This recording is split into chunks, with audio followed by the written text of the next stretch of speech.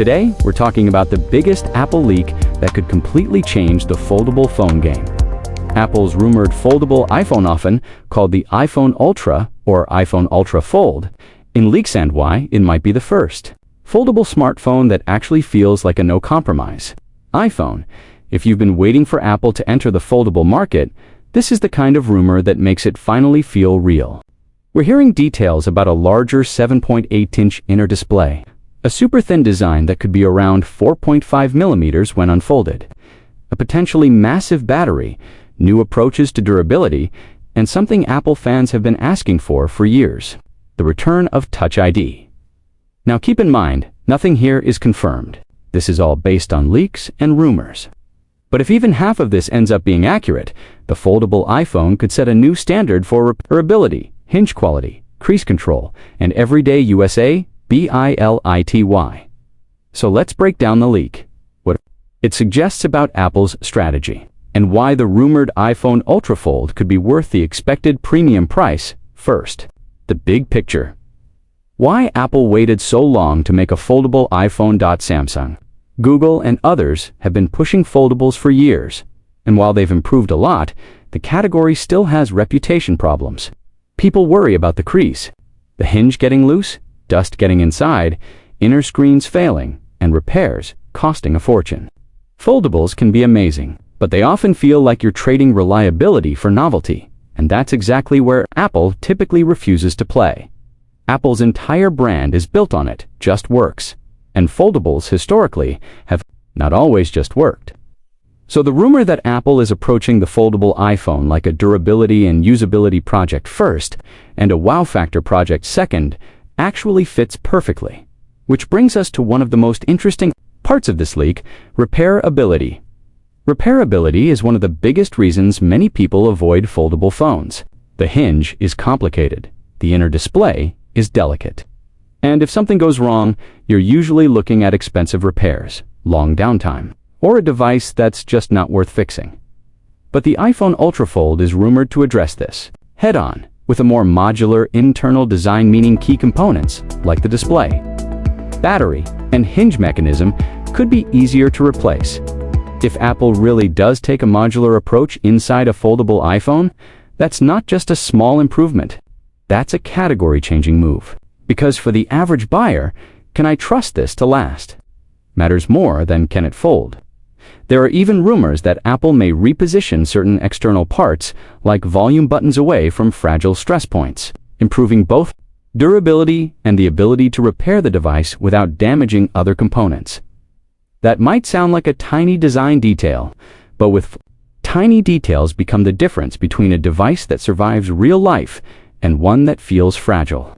Now, let's talk about engineering, because if there's one thing Apple is expected to do extremely well with a foldable iPhone, it's precision. Design.one leak suggests Apple could optimize the internal layout to make space for what might be the largest battery ever in an iPhone. And honestly, that's exactly what foldables need. A foldable iPhone with a big inner display has to power more pixels, more multitasking, and more demanding usage patterns. If Apple wants this device to be a productivity machine, not just a cool phone that opens up into a tablet. Battery life is one of the most important make or break factors for a foldable. And if Apple can deliver strong battery life while keeping the device thin, that's a huge win. Speaking of thinning, another rumor floating around is that the foldable iPhone could be about 4.5 millimeters thin when unfolded. That's insanely thin, if true. And it hints at Apple's typical obsession with compact engineering, stacked components, tight tolerances, and an internal design that's been refined over years. Not rushed to market, but the real test for every foldable is the hinge and the crease. The hinge is where foldables live or die. It's the moving part you use all day, every day. If it gets loose, makes noise, collects dust, or fails, the entire experience collapses. The rumor is that Apple is focused on improving hinge durability using advanced materials and design techniques to reduce wear, improve dust resistance, and make the fold action feel more consistent over time. Then there's the display crease, the visual reminder that foldables are still a compromise. Competitors have improved this a lot, but the crease is still there. If Apple enters the market, expectations will be brutal. People won't compare Apple's first foldable to Samsung's first foldable. They'll compare it to Samsung's latest foldable. So the rumor that Apple is working on reducing creasing and improving display longevity is basically mandatory. If Apple can make the crease less noticeable and the inner screen more durable, that alone would convert a lot of skeptical buyers. Now let's get into one of the spiciest rumored features. Touch ID coming back. Face ID is iconic, but foldable introduce new problems. Depending on how you hold the phone folded, half open, fully open Face ID camera placement, and angles can get tricky. And adding under-display Face ID is still a huge technical challenge, especially if Apple wants it to meet their security standards. So the leak suggests Apple may bring back Touch ID, possibly embedded in the side button. That's a practical move. It's fast, reliable, and it works whether the device is folded or unfolded. It also works in situations where Face ID can struggle low light, awkward angles, or when the phone is partially closed. And for a foldable iPhone, convenience is everything. The entire point is to open and close the device fluidly throughout the day. If biometric unlock becomes annoying, it ruins the magic. Touch ID in the side button could make the iPhone Ultra Fold feel effortless, like the device is adapting to you, not forcing you to adapt to it. Now let's talk about software, because hardware is only half the story. A foldable iPhone needs a foldable version of iOS, something that can intelligently adapt to different screen sizes and modes, folded phone mode, tablet mode, and potentially even a flex mode, where the phone sits half open like a mini laptop. Leaks suggest Apple is preparing major software enhancements, including split-screen multitasking, better app scaling and layout adaptation, and more. Intuitive gestures for switching modes, improved continuity when opening and closing the device. This is where Apple could dominate. Because Apple controls the hardware and the software, they can build features that feel native rather than patched together. The iPhone Ultra Fold could switch between compact and expanded layouts without apps breaking, without UI getting weird, and without the user needing to think about it.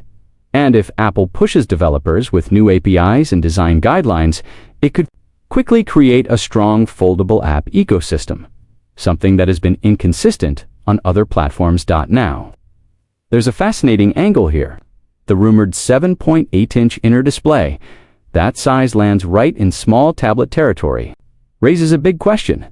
Does the foldable iPhone compete with the iPad mini? Possibly, a foldable iPhone that opens into a near iPad mini-size screen could become the ultimate hybrid. A real phone in your pocket that transforms into a mini productivity and entertainment device. For content creators, that means a bigger preview window, better editing space, and more comfortable timelines. For business users, that means better email, multitasking, spreadsheets, and document review. For everyday users, that means watching videos, gaming, reading, and browsing on a screen that actually feels spacious. If Apple positions the iPhone Ultra Fold as a phone-first device that becomes a mini tablet when you need it, it might not replace the iPad mini, but it could definitely reduce the need for one for a lot of people. Now let's get back to durability, because it's the #1 fear holding foldables back. The leak suggests Apple is taking durability seriously with a more robust hinge mechanism, better dust resistance, a longer-lasting inner display design, choices that reduce stress on fragile parts. And this matters because Apple's audience includes millions of people who buy one phone and keep it for years. Foldables haven't always been associated with that kind of long-term ownership.